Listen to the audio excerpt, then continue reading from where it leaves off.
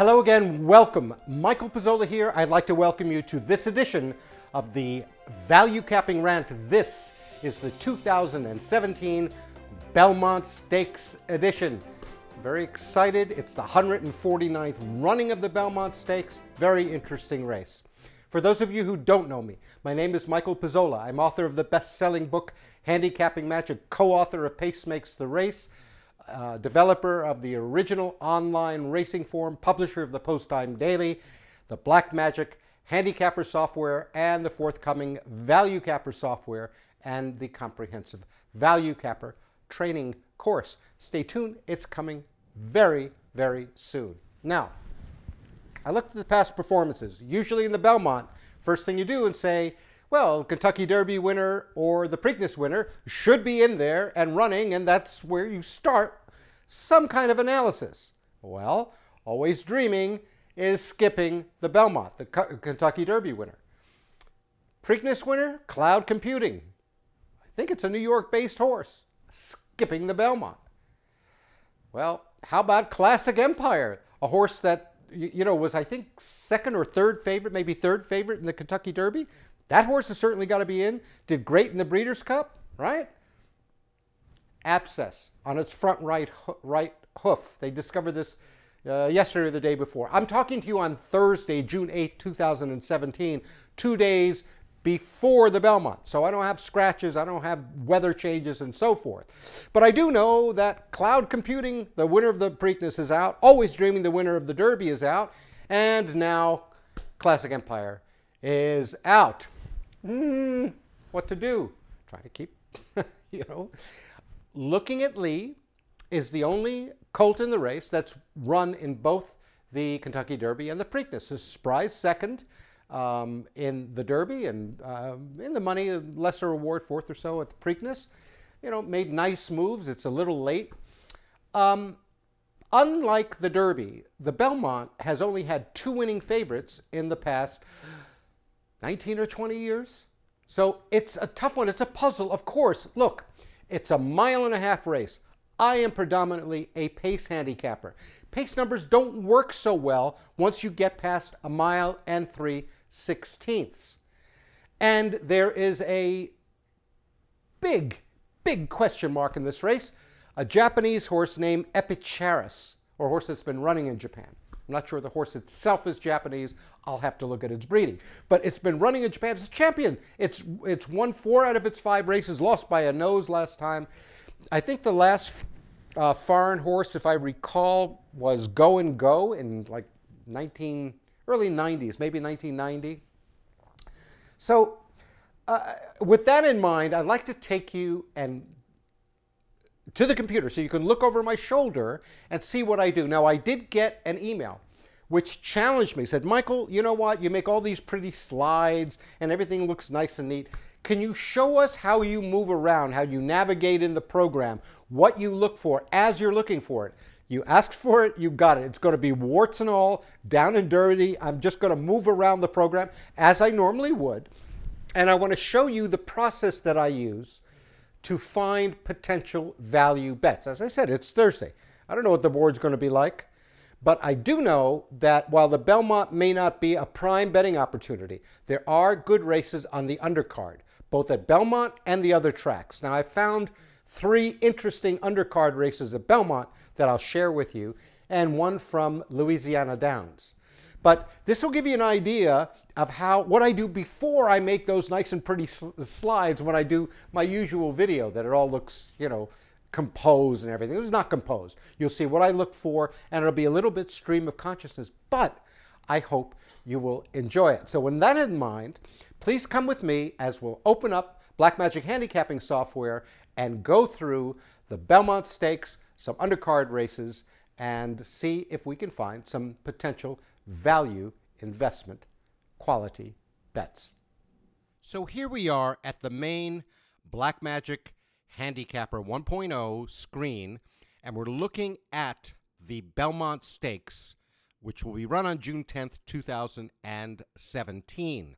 Now, this is going to be, as I promised, warts and all as I look at it, and I hope to give you an idea not just of the value capping procedure, but a little bit into that the fourth and fifth elements of the value capping framework, which is to wait for your price and to get a felt sense, or to let the bet make you, or to get a sensing of the race. I'm going to show you some races, well, mainly the Belmont, that I don't really have a good, strong sensing of. And I'll show you some other races from the undercards that I think may be promising. As I've mentioned, the first thing you notice when you look at the Belmont stakes is the absence of the Derby winner, Always Dreaming, and the Preakness winner, Cloud Computing, and one of the favorites and strong horses, Classic Empire.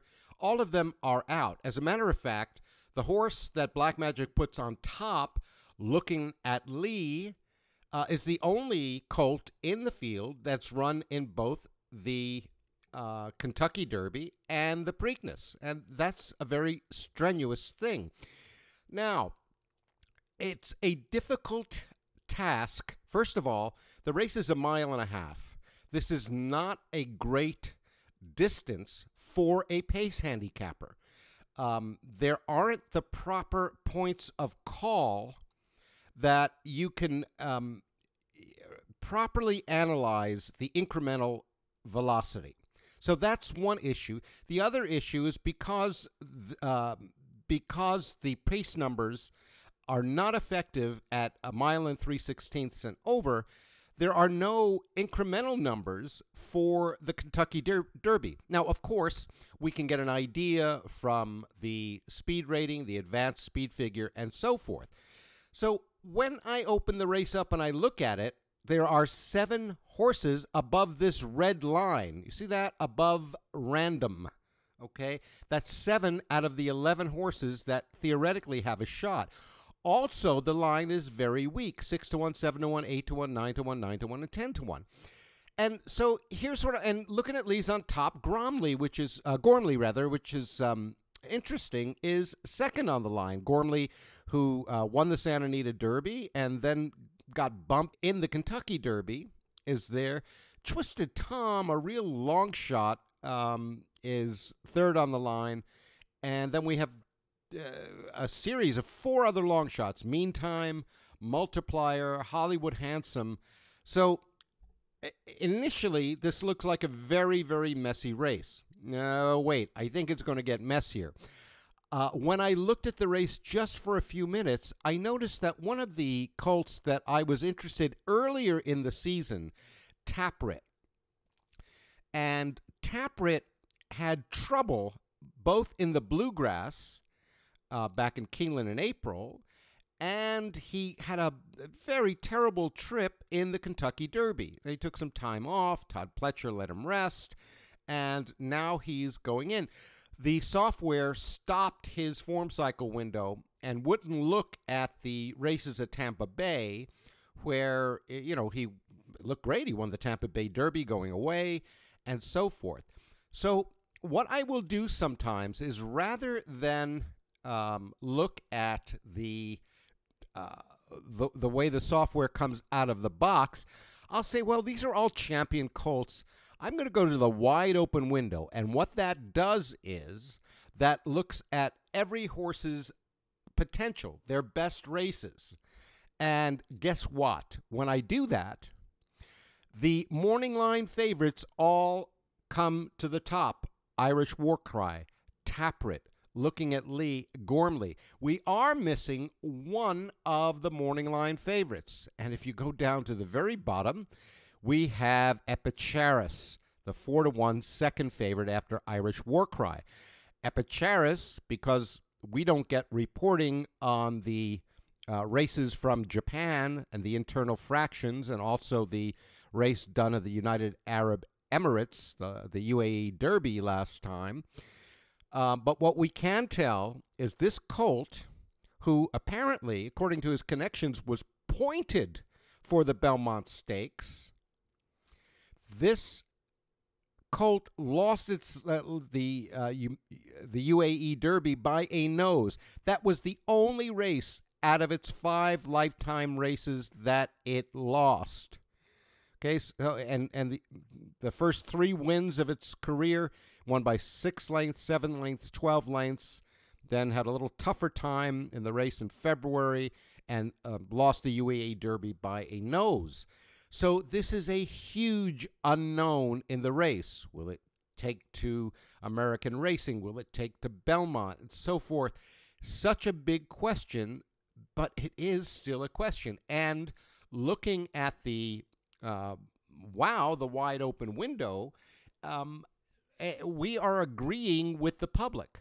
So I'm not thrilled about that result, but let's go back and reset the race and look out of the box, how it comes out of the box, looking at Lee, Gormley, Twisted Tom, Meantime Multiplier, the fulcrum is Hollywood Handsome. And let's see if we can get some clues from the track profiles. Now, what the track profiles are, these are generated from the results charts that you import into the software from the post-time daily data. It's the same data that you use for the past performances. And I'm going to go way back to see, because they don't run many mile-and-a-half races. So I'm going to go way back to, let's go all the way back to 2014, because I want to see what kind of running style is doing well at the Belmont Stakes. And it's very interesting and won't be surprising to many of you who are fans of the Triple Crown. And that is, and I'm looking at all mile and a half, and we'll look a little bit more at the specific Belmont Stakes, except for last year's Belmont Stakes with Creator, who was 8 lengths back at the first call, 3.5 lengths back at the second call. Every one of them has been within a couple of lengths at the first call, and right up there, 1.5 lengths to on the lead at the second call. But here's the interesting thing. Every one of these races for the past 3 years that have been run at 1.5 miles at Belmont Park, the horses expend their energy very late. 50.21 is very late. 49.2, 49.8. In 2015, this is American Pharaoh's Belmont. And, of course, he wired the field 0-0, but expended the energy 49.94. And the year before, oh boy, Tonalist, I think, was a length back at the first and second calls, but still expended his energy very late. So if I have a preference, if I'm really looking for a colt, I will prefer those who run close up to the pace and yet expend their energy late. So let's take a quick look. And we see, looking at Lee, expends his energy late, yes, but comes from way off the pace. Now, Gormley, on the other hand, is closer to the pace at the first and second call, but he's got early expenditure. So I'm not loving these, even though these are at the top of my sort. Then we've got Twisted Tom, who runs close to the pace, and yet he has expended his energy both early and late. That's not very consistent. We've got Meantime, an early runner, has only won a maiden race, finished second in the Peter Pan, which is a nice grade 3, doesn't have that real late expenditure. We run to Multiplier. Now, Multiplier is an interesting colt because it had some, it's got steadied in the Preakness. Most of its races, it's coming from 1 to 3 lengths back at the second call. It's got that beautiful late energy expenditure in the last 3 races.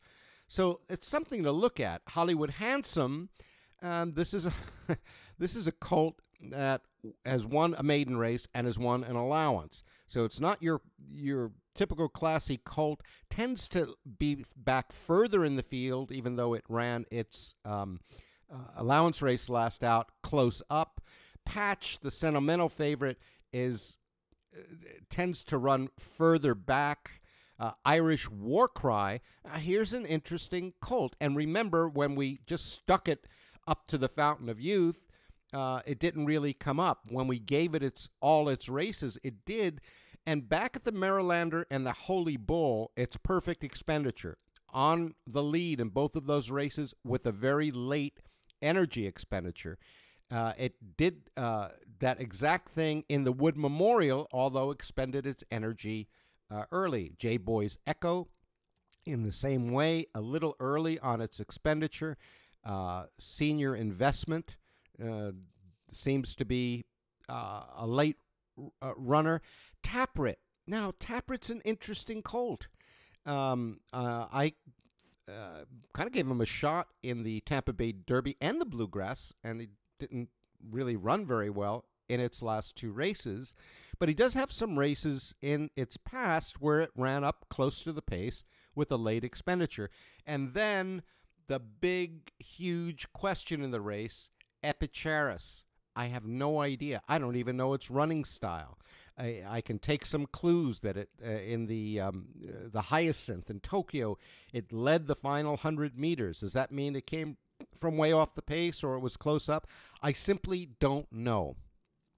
So, what to do in a race like this? If this were an average race on an average day, I am passing so quickly it's not even funny. I think Looking at Lee might be part of the exotic, but he'll be closing from very far back. Gormley is interesting because Acupressure has him on the lead, projects him on the lead in the first two calls. It's got Meantime making up a little middle move there, and that could be interesting. Gormley, if it went off at, say 15 to 1, 20 to 1, Twisted Tom, I think, maybe too early and too, quote-unquote, cheap for the race. I would need an enormous price on that. Meantime, I think is too early for the race, but will be part of the early pace scenario.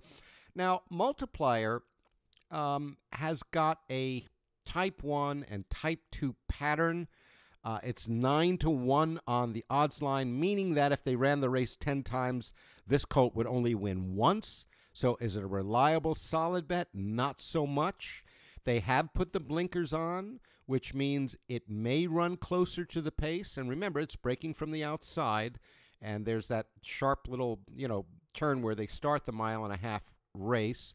So he may have a little bit of difficulty getting over, but certainly it's got the right expenditure, even though, it's won 2 races, a maiden and then the Illinois Derby.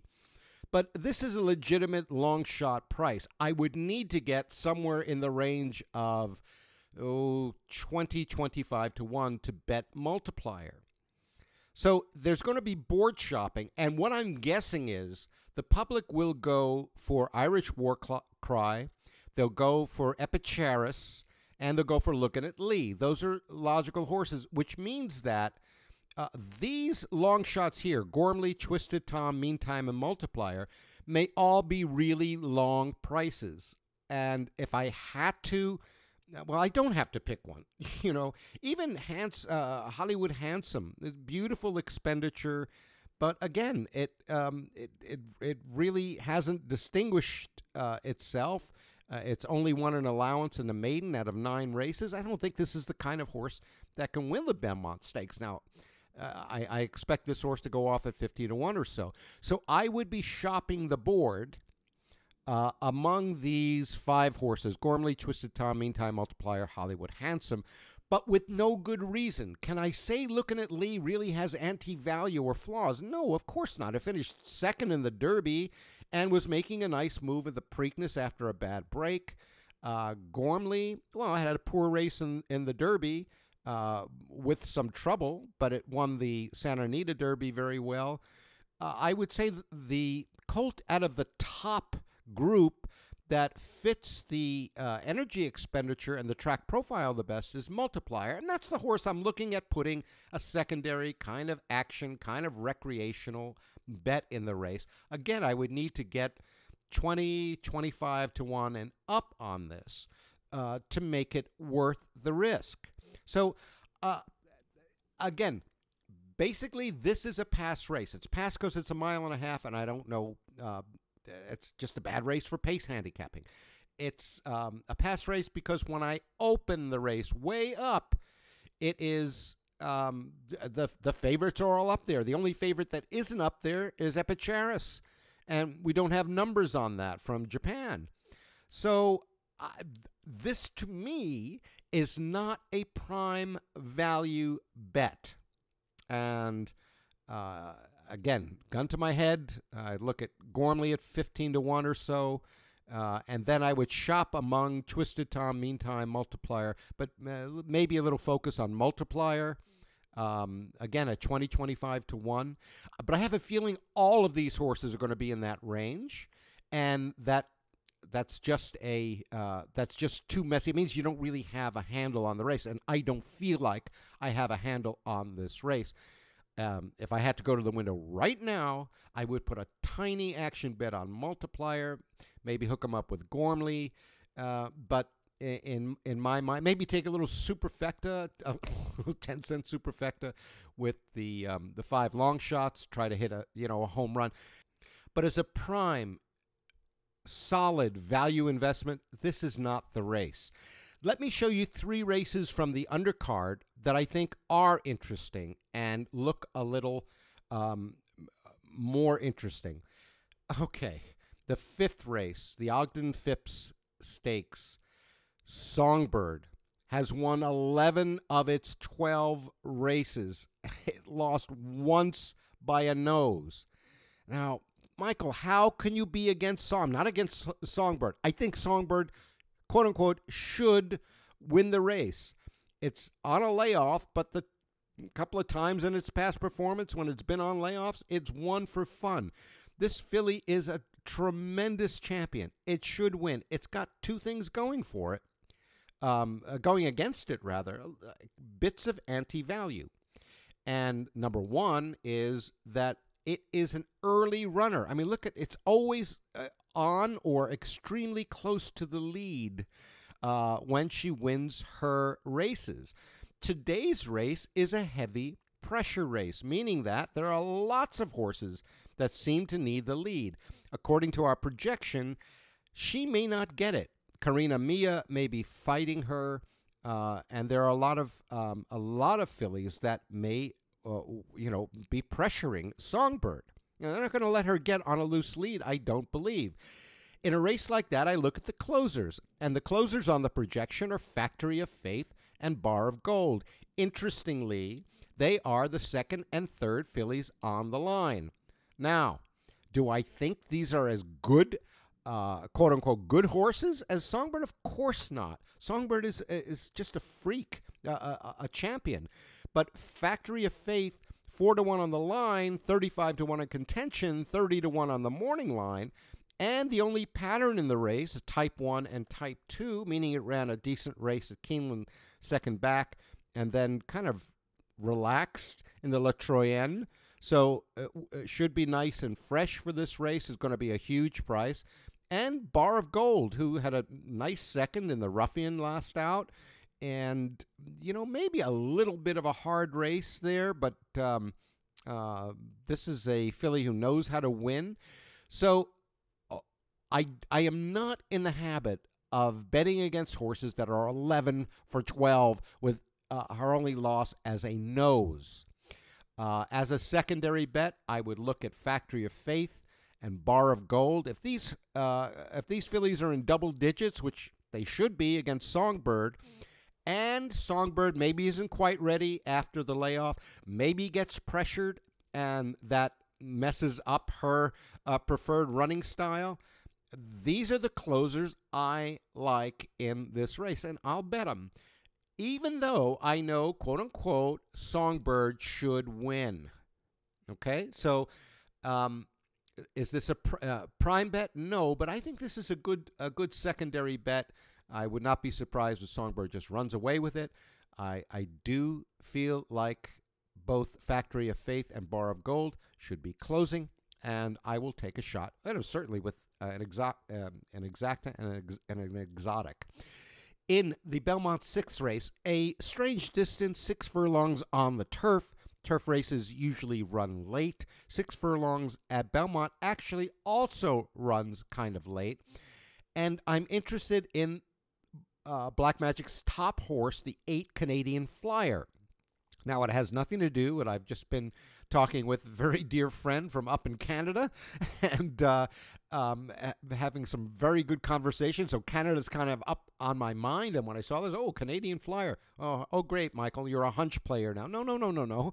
Look, it's 6-1 on the odds line, 10-1 on the contention line, and 20-1 on the morning line. If I looked at the late bias, it comes up second.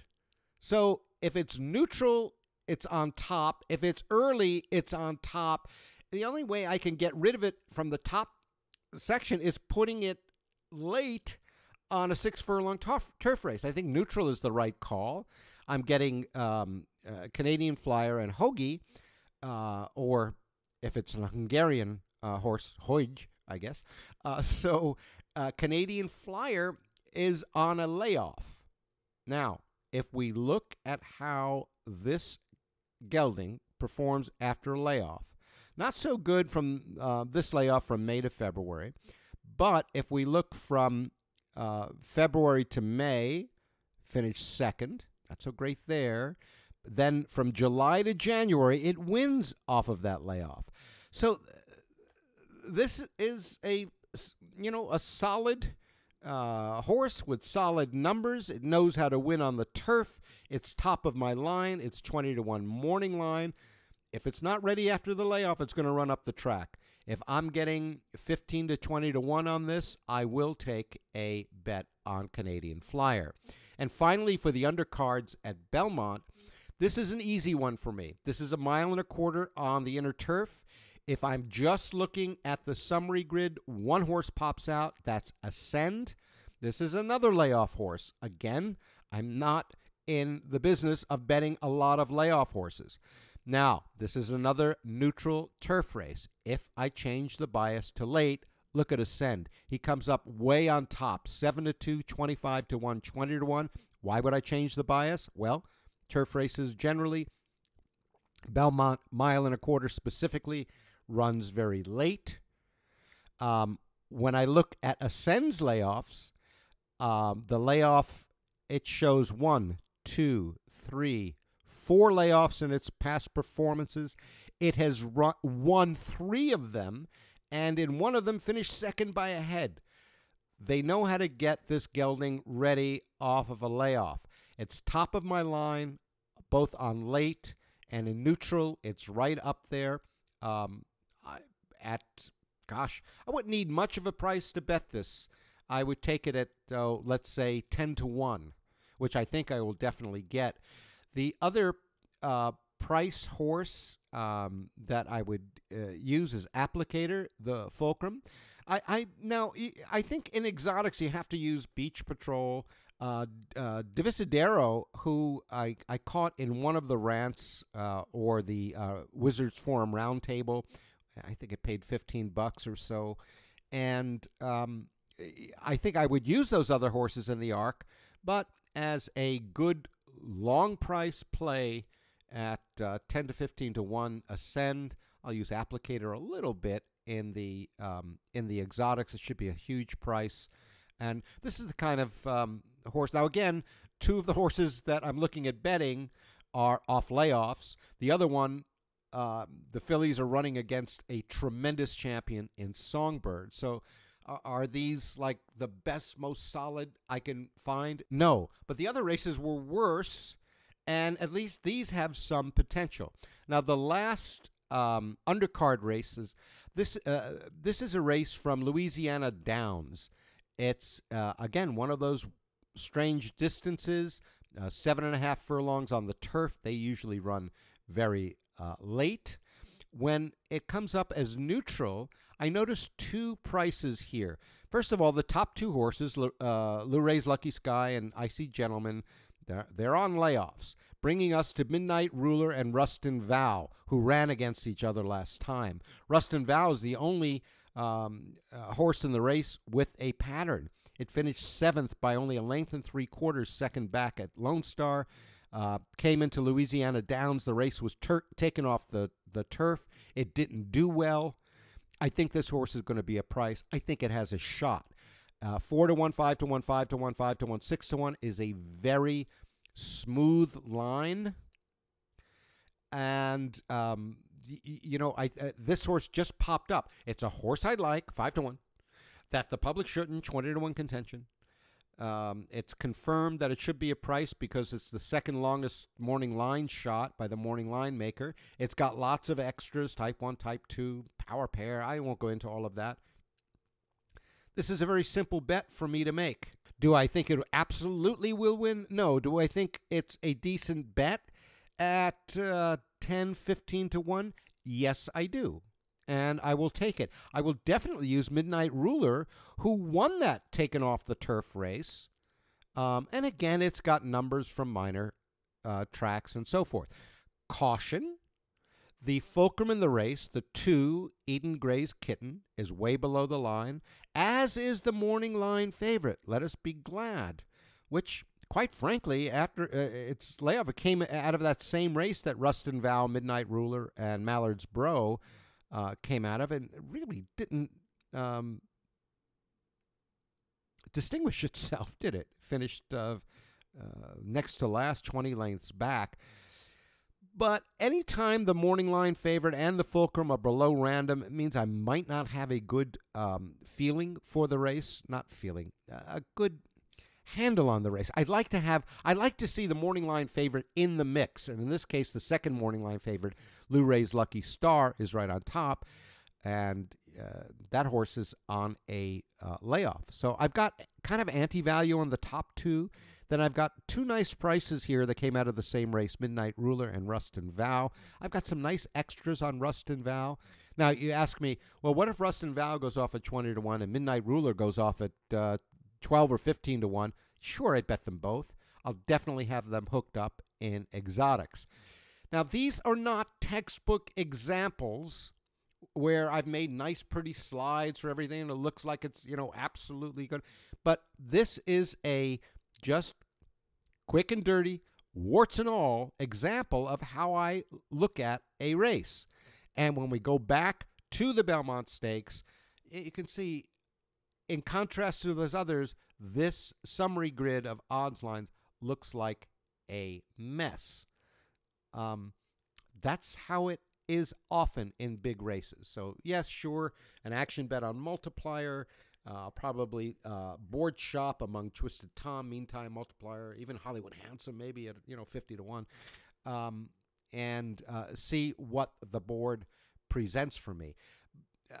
In a normal day, as I've said, I would pass this race so quickly it would make your head spin because it is just not a solid value bet. But here, sitting 2-3 days before the races, looking for advanced plays, these are my senses. The other races that I showed you, the 5th race with those 2 closers running against Songbird, the 6th race with that layoff horse, Canadian Flyer, on top of the line, and the Woodford Reserve, the 10th race, Ascend being a potential price. These are not, first of all, Ascend and Canadian Flyer, both on layoffs. I don't love layoff horses, but these horses do well after layoffs, and they've got great numbers.